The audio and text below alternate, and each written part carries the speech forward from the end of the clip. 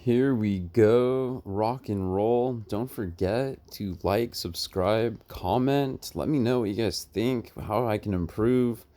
Love the game, love the passion. If anyone in the real world sees this besides me, please, I'd be so excited and thrilled just to know someone out there caught this video. So please let me know. And we are jumping right into a $25 buy-in, $200 golden ticket. Charlie and the Chocolate Factory. That's me, because all I want to do is win golden tickets. There are going to be other types of games played on this vlog. I plan on playing a lot more actual tournaments. As you can see, the theme is not happening for me and qualifiers, so I might just have to tab and tag out of the qualifier life. Daddy Rufio just does not have it, but right here, the King Queen shove shows the cojones. I have no choice but to battle. Fortunately, the flip is in our favor for a double up. Much needed. Want to throw a little aggression. We're going to move fast. Don't want to waste any time. Just want to focus on the important hands played, hands not played, the potential maybes, the potential mishaps.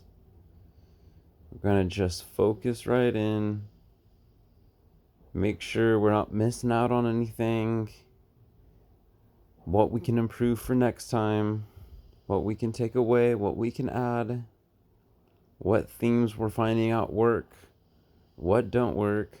Like showing up late. Notorious. LATE over here.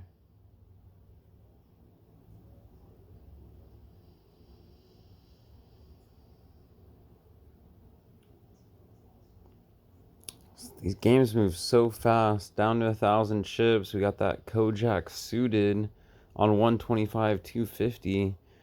There's no choice. And you know what that means. Gotta battle to stay alive. And unfortunately, we're up against that Jace.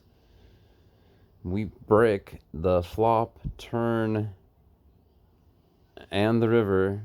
You know what that means. GG, not really. Game in 11th place. How quick was that tournament? Minus $25. You know, unfortunately, we're just noticing a pattern here of just losing and not getting much value out of our play. Partly because I show up late, partly because these tournaments, these qualifiers, they move so fast. They're in the turbo side of things. I honestly have better success with games that last longer, which we obviously haven't seen yet, but hopefully I'll get a chance to prove that in future vlogs. As you can see, I jump right into the BDPO event qualifier number 87, 6 seats guaranteed into the big game, the dream game. This qualifier must have been $25, $35, $40, $60, you know? But it gets us in that glorified tournament. I have to shove with ace 5 because we show up so late and the tournament moves so fast, and I take a suck out 5 on the flop, which I thank my poker gods one time. Thank you so much for letting me take a bad beat and give me a stack. Oh, love it. In the game, starting off strong, getting extremely lucky with that ace 5 versus ace queen. One time card has been used, at least for this tournament. Let's just go ahead and move forward. Questionable ace 3 times 2. Another questionable ace 3. Can you really call big all in? I don't think so. Do you want to make a move in position, battle of the blinds with 5-9 suited? Not really. Ace Jack suited.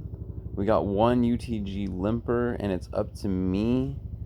The oyster is mine to make any decision, fold, call, raise, shove. I opt out, and to my demise, the big blind makes it 1250. That is such a huge bet. What do you make it 1250 with? And how much do you like your hand now? The ace jack. I mean, you hit top pair, which is so good and against everything you want to be against. Second pair and a outside straight draw, you know? Like ace jack was good for a triple up. That was my hand. And here we are on 15300 moments later, feeling like I have no choice but to play this dirty ace 10 because our chip stack's so small. And that's when you realize how good your ace jack suited was.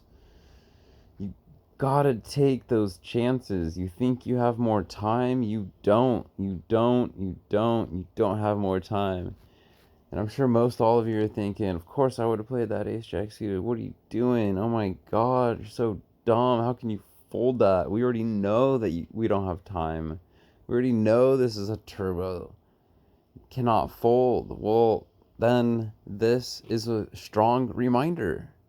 And for those that were maybe on the side of the fence of playing it more coy where I was, it's a strong reminder that here I am shoving with king jack because the blinds are 2-4 and 26 just doesn't cut it when there is a race war on chips and blinds. And look at that.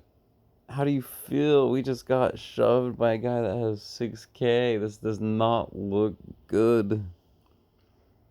And once again, looking back at that ace jack thinking, oh my god, how could I fold that? And then I play two hands that are much weaker.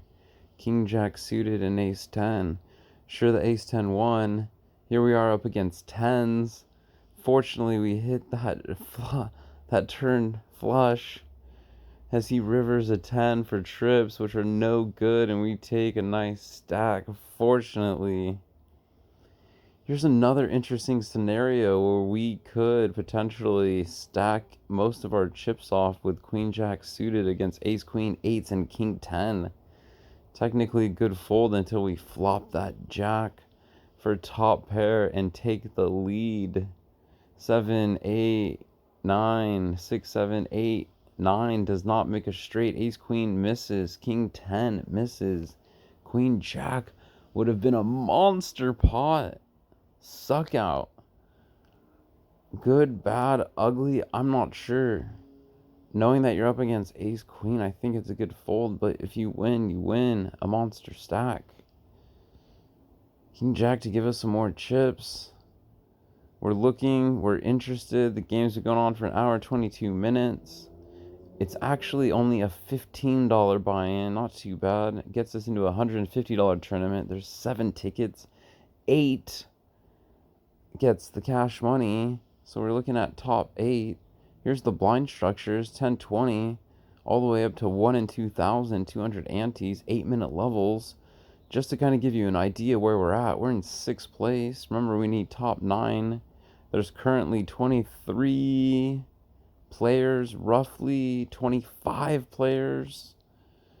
So there's still kind of a long way to go, but you see how little chips those players have and how quick they're going to be knocked out. It's going to fall real fast. Ace queen forced to shove into pocket 5s. Oh my god, unbelievable. Is there a choice? Is this one of those spots that we're talking about that you're forced to play? I mean, what are you really gonna do? Muck ace queen in position? No. You're forced to lose your chips back to the guy you won chips from. It's like no choice on either of our parts. It's a forced play right there. We've got to pay attention to those moments. Be aware. Here's another forced play.